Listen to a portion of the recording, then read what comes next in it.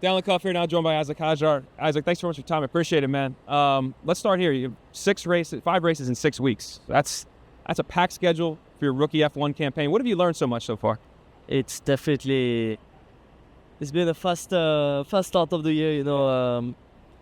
It's definitely been busy. I haven't looked at it that way. 5 races in 6 weeks, definitely a lot, but it's what I live for. It's definitely tiring, but definitely enjoyed it, and so far I've learned that I'm definitely up for the challenge. I deserve my place in Formula 1. I'm fast enough, so there.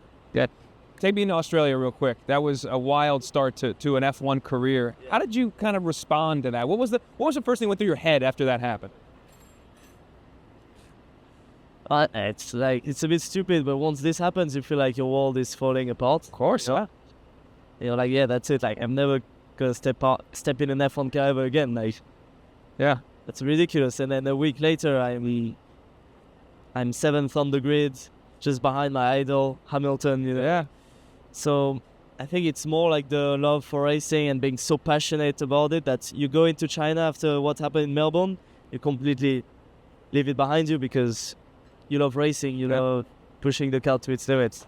You've turned in some really good performances since then. So. You mentioned Hamilton. You guys had a pretty cool moment, it seemed like, from afar after that in Australia and Melbourne. But as you've gone through this first, 5-6 weeks of the year, have you gotten advice from other guys on the grid? Have they had a chance to talk to you to kind of pick their brain to try to understand how to improve in the sport?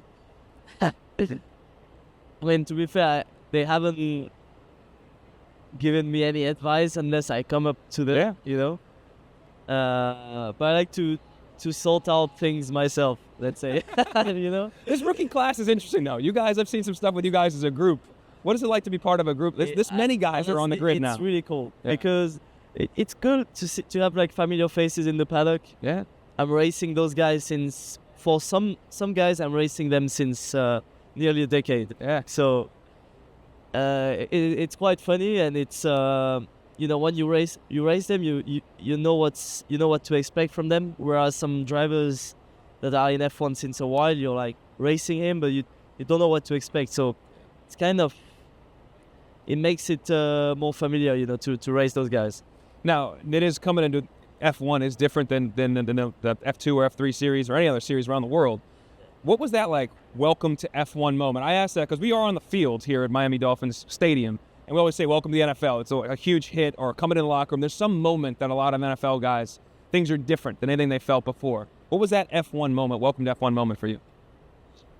I remember my first time in an F1 car was in Mexico 2023. And man, it was my first year in F2 at the time. I was 18. And I was like, this is next level fast. This is... how can I drive this car? It's way too powerful. Can I handle it? Yeah. Am I good enough for this? And this was definitely a welcome to F1. And remember, I was the only guy that popped up to an F1 session. It was FP1. Mm-hmm. And I got 0 mileage in an F1 car before that. Wow. So my first session was an official session with all the other F1 drivers. I was like, what am I doing here? This is ridiculous. So... Were you nervous? Yeah. I was like, can I get out of the garage? I've never. It was my first time in an F1 car was in FP1. Yeah. It was like, damn, this is crazy. But it was everything I dreamed of. Yeah, that's awesome, man.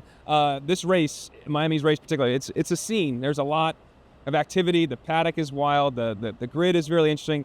Americans do things a little bigger, a little excessive, some might say. So what are your impressions of the race from afar? You know what? You need to, as a driver, you need to keep your energy. Mm-hmm. Save your energy from those moments, because they're definitely cool. It's definitely cool things to do, but they're also tiring.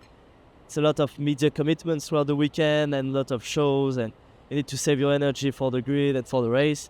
So, you have to do things smartly.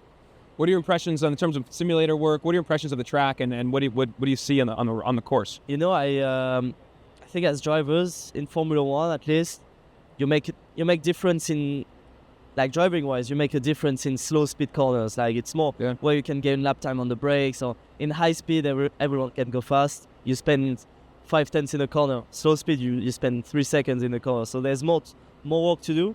And Miami is definitely like a twisted track. There's a bit of high speed, but it's definitely a twisted track, really slow speed, like a pure street circuit. So it's definitely a track, a layout where the driver can make a difference. What are your expectations or hopes for the weekend? You know, I thought something. It's race number 6. I'm car number 6. Here we go. So P6. Let's make it all come together. Why not? Let's do it. Well, Emma, too, just kind of more fun questions. Obviously, this sport has a lot of money, and those that succeed at the highest level have a lot of money and a lot of toys to go with that. Some have some nice yachts. If you ever have a yacht, as we are here in Miami, one of the yachting capitals, at least of our country, what would you name it?